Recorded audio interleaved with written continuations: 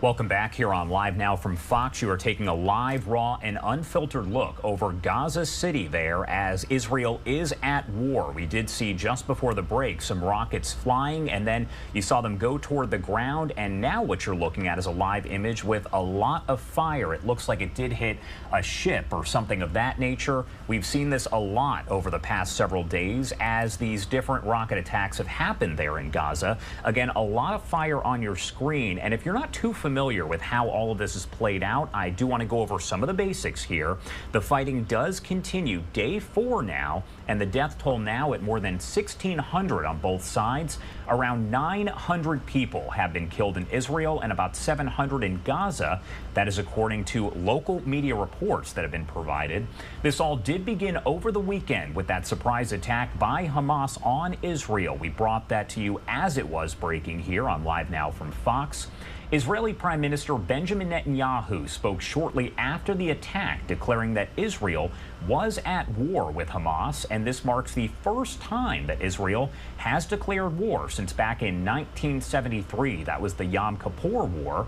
The U.S. State Department says at this point at least 11 Americans have been confirmed dead. Sadly, that number is only expected to rise, and we do know that several Americans are also being held hostage, as the last count does say that there are more than 100 hostages currently. President Biden is expected to address the violence in Israel at 1 p.m. Eastern time today. You can watch those comments right here, live, raw, and unfiltered on Live Now from Fox. Biden initially made a brief statement Saturday condemning Hamas and pledging support for Israel.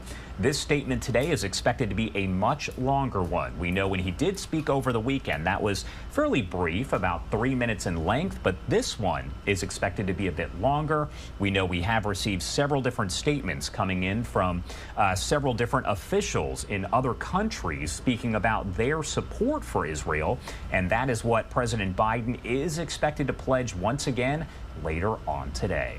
Again, you are taking a live look over Gaza City at this point. That is just one fire that we've seen break out after these missile attacks that have taken place over the last several days. It actually looks like we may have just seen another missile attack on your screen. Take a look.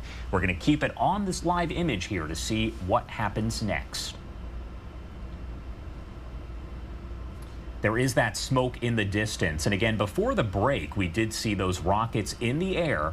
And then we saw all of that smoke. You could see the camera person that was over in that area move the camera around. We do have a different shot that is coming in once again. This is essentially just a different angle on the fire that we were just showing you.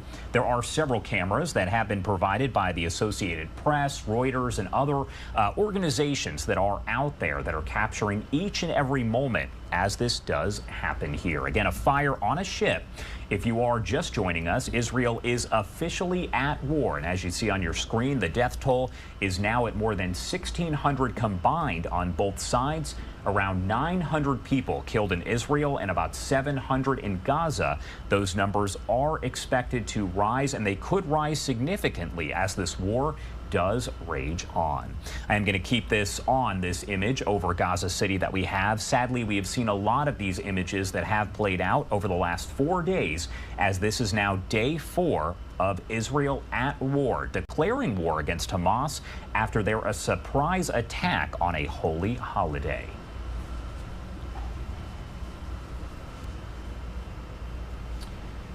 And I do want to remind you that President Biden will address the violence in Israel at 1 p.m. Eastern time today. If my math is correct, that's just under 3 hours. I know mostly when we take those speeches from President Biden, they're usually a little later than the scheduled time.